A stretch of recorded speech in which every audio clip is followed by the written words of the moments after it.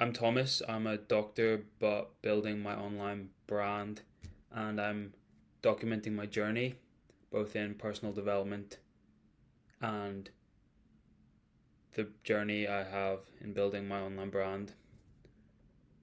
I'm focusing on making authentic videos that I can be proud to look back on um, for me, and if I can share value, if I can give value to anyone else watching who's maybe going through their own personal journey or specifically trying to build their online brand at the same time, but realizing it's not just about the skills, the hard work and skills, but it's also about breaking through limiting beliefs and ultimately becoming a different person to leave your old identity, your old job, your old career behind and step into that new identity.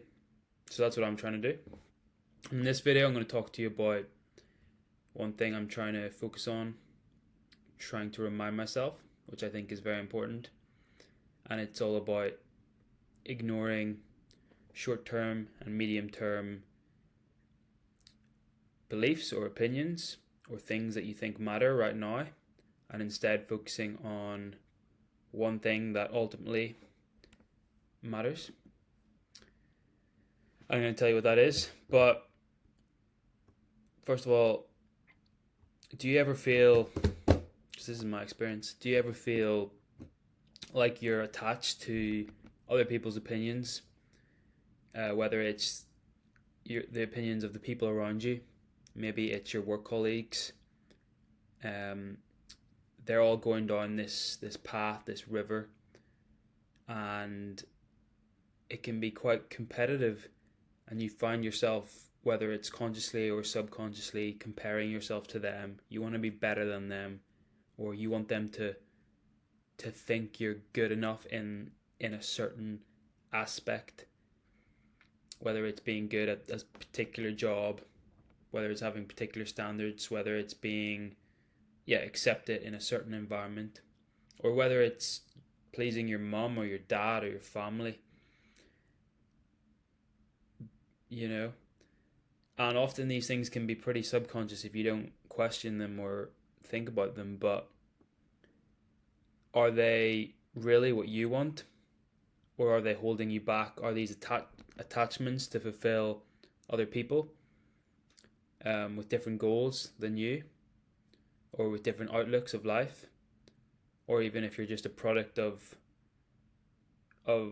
society and the people around you? How costly can this be? Because if it's not aligned with what you actually want in your life, then you're going to go through life living up to these standards of other people, and it's going to go by real fast, and it can be pretty tired. It can be pretty tiresome, living up to hundreds of different opinions, thinking they matter, wanting to fulfill people, wanting to please people, and you're never really following what you want. You're never listening to your inner voice. So it's very easy to do that, to go through your whole life doing that. And I think that's a very common regret on people's deathbeds, is I didn't live life the way I wanted to. I didn't do things I wanted to do. And ultimately, as Alex Hormozi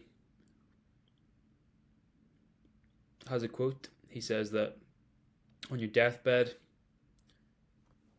the people that you once cared about, their opinions, will either be dead, or their opinions won't matter at that point.